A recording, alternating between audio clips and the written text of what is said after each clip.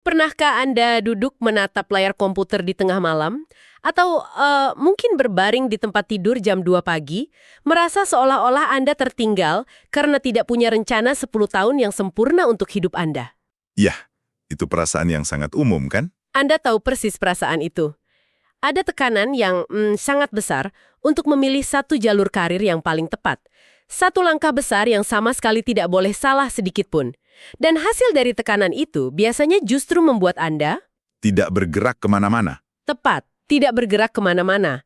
Anda terjebak dalam kelumpuhan analisis karena terlalu takut bahwa satu keputusan yang salah hari ini akan menghancurkan seluruh masa depan Anda.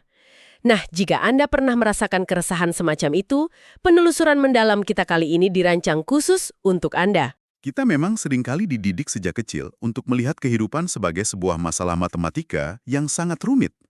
Asumsinya adalah jika kita mengumpulkan cukup banyak data, memikirkannya cukup lama, dan menghitung semua variabelnya tanpa henti, kita pada akhirnya akan menemukan satu jawaban tunggal yang paling benar untuk hidup kita. Padahal kenyataannya tidak begitu ya. Sama sekali tidak. Kenyataannya, setelah kita dewasa, kita menyadari bahwa realitas sama sekali tidak beroperasi dengan cara seperti itu. Dan itulah yang menjadi misi dari sesi pembedahan materi kita hari ini. Kita telah mengumpulkan tumpukan catatan, artikel, dan rangkuman dari sebuah metodologi yang sangat populer. Ini berawal dari kelas yang paling banyak diminati di Universitas Stanford, diciptakan oleh dua profesor, Bill Burnett dan Dave Evans. Ya, tentang life design thinking. Betul, life design thinking atau pemikiran desain kehidupan. Misi kita hari ini adalah untuk berhenti mencoba memecahkan masalah hidup seolah-olah itu adalah soal aljabar dan mulai membangunnya seperti cara seorang desainer menciptakan sesuatu yang baru. Oke, mari kita bedah ini. Jika kita tidak sedang mencari satu jawaban yang pasti, bagaimana sebenarnya cara kerja pola pikir seorang desainer saat dihadapkan pada kanvas kosong kehidupan? Premis dari metodologi ini sangat membebaskan sebenarnya. Kehidupan Anda bukanlah sebuah rencana kaku yang harus dieksekusi dengan sempurna dari titik A ke titik Z. Kehidupan Anda adalah sebuah prototipe. Prototype? Iya, coba pikirkan bagaimana desainer produk bekerja. Mereka tidak menghabiskan waktu bertahun-tahun merancang satu produk akhir di dalam ruang tertutup tanpa pernah mengujinya. Mereka membuat model awal, mereka mengujinya ke dunia nyata, mereka melihat bagian mana yang gagal, lalu mereka memperbaikinya. Jadi selalu ada iterasi. Tepat sekali. Pendekatan ini secara fundamental mengangkat beban eksistensial dari pundak kita. Anda tidak lagi dituntut untuk menemukan passion yang seolah-olah sudah tertakdirkan dan disembunyikan di suatu tempat. Sebaliknya, Anda dituntut untuk merancang jalan itu sendiri. Gagasan bahwa kita membangun jalan kita dan bukan sekedar menemukannya itu benar-benar mengubah cara kita memandang keseharian. Tentu saja untuk mulai membangun kita butuh kerangka berpikir yang tepat kan? Dari sumber materi kita ada beberapa pola pikir utama yang mendasari pendekatan ini. Bisakah kita mulai dengan yang paling dasar? Semuanya berawal dari rasa ingin tahu atau curiosity. Desainer memandang dunia dengan kacamata pemula. Mereka tidak berasumsi bahwa mereka sudah tahu segalanya. Mereka selalu bertanya, apa yang akan terjadi jika saya mencoba ini? Atau mengapa segala sesuatunya harus dilakukan dengan cara seperti ini? Rasa ingin tahu ini yang akan mendorong Anda untuk mengeksplorasi tanpa rasa takut akan penghakiman.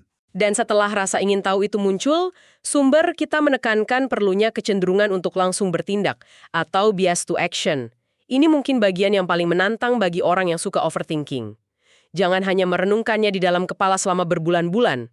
Buatlah sesuatu, lakukan tindakan nyata sekecil apapun itu. Nah, tepat setelah Anda bertindak, Anda pasti akan menemui hambatan. Disitulah pola pikir ketiga masuk, yaitu kemampuan untuk melakukan pembingkaian ulang atau reframing. Ini adalah keahlian untuk melihat jalan buntu dari sudut pandang yang sama sekali baru, yang nanti akan kita bahas lebih dalam.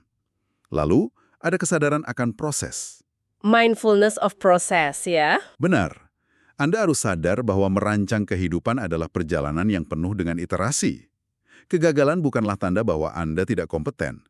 Kegagalan hanyalah data yang menunjukkan bahwa desain tertentu tidak berhasil. Ditambah lagi dengan satu elemen sosial yang sangat ditekankan oleh Burnett dan Evans, yaitu kolaborasi radikal. Anda tidak bisa mendesain hidup Anda sendirian di dalam kamar. Anda membutuhkan orang lain. Tapi sebelum kita bisa berlari berkolaborasi dan membuat rencana besar, desainer manapun tahu bahwa mereka harus mengukur titik awalnya. Kita tidak bisa merancang rute ke tempat tujuan jika kita tidak tahu di mana kita sedang berdiri saat ini, kan? Tentu. Titik awal ini dalam metodologi Stanford disebut sebagai dashboard kehidupan. Ini adalah diagnosis jujur mengenai kondisi Anda saat ini. Bayangkan Anda sedang duduk di kursi kemudi, melihat ke arah dashboard. Tetapi alih-alih melihat indikator bensin atau kecepatan, Anda melihat 4 indikator utama yang menopang kehidupan Anda. Mari kita jadikan ini sedikit interaktif untuk Anda yang sedang mendengarkan. Saya ingin Anda benar-benar mengambil jeda sejenak saat kita membahas ini. Coba Anda bayangkan dashboard Anda sendiri. Indikator pertama adalah kesehatan. Ini bukan cuma soal apakah Anda sedang flu atau tidak, melainkan kesehatan fisik, kejernihan mental, dan keseimbangan emosional Anda secara keseluruhan. Indikator kedua adalah pekerjaan. Dan ingat, pekerjaan di sini mencakup pekerjaan yang dibayar profesional dan juga kontribusi tidak berbayar Anda ke dunia, seperti mengurus rumah tangga atau menjadi sukarelawan. Betul sekali. Nah, indikator ketiga ini seringkali menjadi yang paling mengejutkan bagi banyak orang dewasa, yaitu bermain. Sumber kita memberikan penekanan yang sangat spesifik di sini. Bermain adalah aktivitas yang Anda lakukan murni untuk kebahagiaan dan kegembiraan tanpa ada hasil kompetitif yang diharapkan. Ini penting sekali untuk digarisbawahi. Sangat penting. Jika Anda bermain tenis minggu sekali, tetapi Anda menjadi sangat stres karena Anda terobsesi untuk mengalahkan teman Anda, itu bukanlah bermain, itu adalah pekerjaan yang menyamar sebagai hobi. Lalu indikator keempat adalah cinta, yang mengukur kualitas hubungan Anda dengan keluarga, teman, pasangan, dan komunitas di sekitar Anda. Sekarang coba Anda nilai keempat area tersebut di kepala Anda dari skala 1 hingga 10. Kesehatan, pekerjaan, bermain, cinta. Di mana posisi Anda hari ini? Jika Anda jujur pada diri sendiri, proses penilaian ini seringkali membuka mata. Pasti ada area yang jomplang. Selalu. Anda mungkin merasa hidup Anda berantakan, tetapi ketika melihat dashboard, Anda menyadari bahwa indikator pekerjaan dan cinta Anda sebenarnya berada di angka 8. Yang menjadi masalah adalah indikator bermain dan kesehatan Anda nyaris kosong di angka 2. Indikator yang menunjukkan angka rendah inilah yang menjadi peluang desain Anda. Dan pesan intinya untuk Anda adalah, Anda tidak sedang menghakimi diri sendiri. Anda tidak bisa merancang ulang apa yang tidak Anda ukur. Anda hanya mengumpulkan data untuk mengetahui kemana energi Anda perlu disalurkan selanjutnya. Misalnya Anda melihat dashboard itu, dan Anda menyadari bahwa area pekerjaan Anda memang ada di angka 2. Anda merasa karir saat ini membuat Anda sangat sengsara dan Anda butuh perubahan besar. Tapi biasanya langsung ada penolakan dari dalam diri. Benar. Begitu pikiran untuk berubah itu muncul, otak Anda langsung menyabotase dengan berkata, tapi industri tempat saya bekerja memang sedang sekarat secara global. Atau saya sudah berumur 40 tahun. Mana mungkin saya bisa bersaing dengan anak-anak yang baru lulus kuliah? Ini memunculkan satu pertanyaan penting. Dari semua keluhan tersebut, mana yang sebenarnya merupakan masalah yang bisa kita pecahkan dan mana yang hanya sekedar fakta kehidupan? Dalam pemikiran desain, situasi yang tidak dapat Anda ubah disebut sebagai masalah gravitasi. Masalah gravitasi. Analogi ini luar biasa. Ya, bayangkan Anda sedang bersepeda menanjak di sebuah bukit yang sangat curam. Anda merasa kelelahan, lalu Anda berhenti dan mencoba mencari solusi untuk menghilangkan efek gravitasi agar Anda bisa bersepeda dengan mudah. Itu sangat absurd. Anda tidak bisa melawan gravitasi. Itu adalah hukum alam semesta. Jika sebuah situasi tidak dapat ditindaklanjuti secara langsung, itu bukanlah sebuah masalah. Itu adalah realitas yang harus diterima. Analogi sepeda dan gravitasi itu membuat semuanya menjadi sangat jelas. Mari kita lihat contoh spesifik dari sumber kita agar ini membumi. Katakanlah Anda memiliki impian masa kecil untuk menjadi pilot komersial. Namun, Anda memiliki kondisi medis bawaan yaitu mabuk perjalanan atau motion sickness yang sangat parah. Itu adalah biologi Anda. Itu adalah masalah gravitasi. Anda tidak bisa sekedar berpikir positif untuk menghilangkan respon biologis tersebut. Sama sekali tidak bisa. Atau kembali ke contoh sebelumnya. Industri Anda menyusut karena kecerdasan buatan. Atau fakta bahwa Anda berusia 40 tahun. Anda tidak bisa membangun mesin waktu untuk kembali ke usia 25 tahun. Membenturkan kepala pada kenyataan-kenyataan ini hanya akan menguras energi Anda dan membuat Anda merasa menjadi korban keadaan. Dan solusi dari masalah gravitasi bukanlah melawannya, melainkan menerapkan pola pikir pembingkaian ulang atau reframing yang kita bahas tadi. Langkah pertama yang mutlak adalah penerimaan. Anda harus menerima gravitasi itu sepenuhnya. Tapi penerimaan di sini bukan berarti menyerahkan. Bukan, penerimaan di sini bukanlah bentuk kepasrahan yang menyedihkan, melainkan langkah pragmatis untuk merancang di sekitar rintangan tersebut. Daripada Anda lumpuh oleh kalimat "saya terlalu tua untuk memulai karir baru", Anda bisa membingkai ulang situasi tersebut menjadi sebuah rumusan yang dapat ditindaklanjuti. Pertanyaan pembingkaian ulangnya bisa berbunyi seperti ini. Mengingat bahwa saya berusia 40 tahun, bagaimana saya bisa memanfaatkan 15 tahun pengalaman manajerial saya di industri lama ini untuk masuk ke bidang baru yang pertumbuhannya tinggi? Perhatikan perbedaannya. Sangat berbeda. Anda tidak lagi melawan usia Anda. Anda justru menjadikan pengalaman belasan tahun tersebut sebagai pijakan utama, sebagai aset yang tidak dimiliki oleh anak-anak yang baru lulus kuliah. Pergeseran kognitif ini mengembalikan kendali kepada Anda. Setelah Anda berhenti mengeluhkan gravitasi, Anda tiba-tiba menyadari bahwa Anda memiliki kebebasan untuk merencanakan arah yang baru. Namun, disinilah metodologi Stanford menantang salah satu asumsi paling beracun yang kita miliki tentang masa depan, yaitu kepercayaan bahwa hanya ada satu jalan kehidupan yang benar dan optimal untuk kita. Disinilah ini menjadi sangat menarik. Dalam psikologi, ini sering disebut sebagai kekakuan psikologis.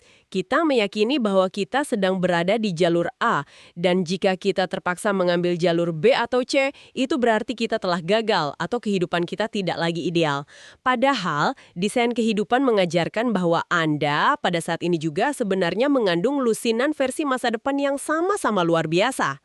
Untuk menghancurkan mitos satu jalan benar ini, sumber kita menginstruksikan sebuah latihan visual yang disebut rencana pengembaraan atau Odyssey Plans.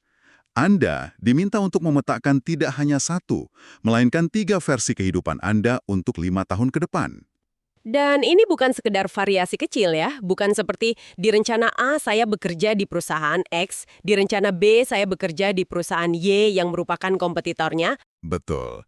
Ini harus merupakan 3 lintasan hidup yang secara fundamental sangat berbeda. Mari kita telusuri anatomi dari ketiga versi tersebut agar Anda bisa mulai membayangkannya. Kehidupan pertama adalah lintasan yang sedang Anda jalani saat ini. Jika Anda melanjutkan pekerjaan Anda sekarang dan hal-hal berjalan sesuai dengan ekspektasi logis, akan seperti apa hidup Anda 5 tahun ke depan? Ini adalah rencana default Anda. Lalu kita masuk ke versi kedua, yaitu kehidupan alternatif. Premisnya adalah, bayangkan jika kehidupan pertama Anda tiba-tiba lenyap. Misalnya, industri Anda punah diambil alih AI besok pagi. Apa yang akan Anda lakukan untuk bertahan dan mencari makna? Latihan ini memaksa otak Anda untuk melakukan senam mental dan menyadari bahwa Anda selalu memiliki rencana cadangan yang sangat layak. Dan kehidupan ketiga ini yang biasanya paling membuka mata bagi banyak orang. Ini adalah kehidupan wild card. Pertanyaannya adalah, apa yang akan Anda lakukan mulai hari ini jika uang dan citra sosial sama sekali tidak menjadi masalah? Jika apa yang orang lain pikirkan tentang prestis Anda tidak penting? Jika batasan artifisial itu dihilangkan, akan kemana Anda melangkah dalam 5 tahun ke depan? Mungkin Anda yang sekarang bekerja sebagai akuntan korporat, sebenarnya di kehidupan wild card ini ingin pindah ke Bali dan mengelola tempat perlindungan anjing telantar. Tepat. Dan untuk membuat latihan ini nyata, Anda harus memberi detail pada setiap rencana. Harus ada judul, pertanyaan utama yang ingin Anda jawab jika Anda mengambil jalan itu, dan kalkulasi sumber daya secara kasar, seperti waktu, uang, dan keterampilan. Manfaat klinis dari latihan memetakan 3 rencana ini sangat luar biasa. Melihat opsi-opsi ini secara visual di atas kertas, terbukti dapat menurunkan tingkat kecemasan pendengar secara drastis. Ketika Anda melihat dengan mata kepala sendiri bahwa Anda memiliki pilihan hidup lain yang masuk akal, jalur yang sedang Anda jalani saat ini tiba-tiba terasa berbeda. Terasa seperti sebuah pilihan, bukan penjara? Benar. Pekerjaan Anda saat ini tidak lagi terasa seperti penjara eksistensial, melainkan sebuah pilihan sadar. Anda berada di sana karena Anda memilihnya dari sekian banyak kemungkinan. Tapi, tunggu dulu. Kita perlu memberikan peringatan tegas di titik ini. Katakanlah Anda baru saja menulis rencana wildcard Anda, yaitu membuka toko roti artisanal atau kedai kopi. Anda merasa ini sangat selaras dengan jiwa Anda? Apakah besok pagi Anda harus pergi ke kantor, mengundurkan diri dengan gaya dramatis, dan menggunakan seluruh uang tabungan Anda untuk menyewa tempat usaha? Jangan lakukan itu. Peringatan tegas dari Stanford adalah jangan pernah berhenti dari pekerjaan Anda untuk membuka toko roti tanpa membuat prototipe terlebih dahulu. Jangan asal keluar kerja. Iya. Dalam paradigma perencanaan tradisional, Anda menganalisis, lalu memutuskan, dan kegagalan dianggap sebagai rencana yang buruk. Dalam pemikiran desain, Anda membuat prototipe, lalu mengulangi iterasi. Kegagalan di tahap awal hanyalah data untuk langkah selanjutnya. Prototipe ini pada dasarnya adalah pengumpulan data berisiko rendah. Ada dua cara utama. Pertama adalah prototipe percakapan. Sederhananya mengobrol dengan seseorang yang sudah melakukan apa yang ingin Anda lakukan. Tapi tantangannya adalah orang cenderung hanya menceritakan bagian yang indah-indah saja dari profesi mereka. Itulah sebabnya Anda harus menanyakan satu pertanyaan krusial dari sumber kita. Jangan tanya yang bagus-bagus saja. Tanyakan, seperti apa hari Selasa rata-rata yang buruk di pekerjaan ini? Wah, pertanyaan itu sangat menohok. Sangat. Ini mengungkap realitas di balik keglamoran. Anda mungkin akan mendengar cerita tentang bangun jam 3 pagi di tengah hujan, menghadapi pemasok ragi yang tidak datang, dan pelanggan yang marah.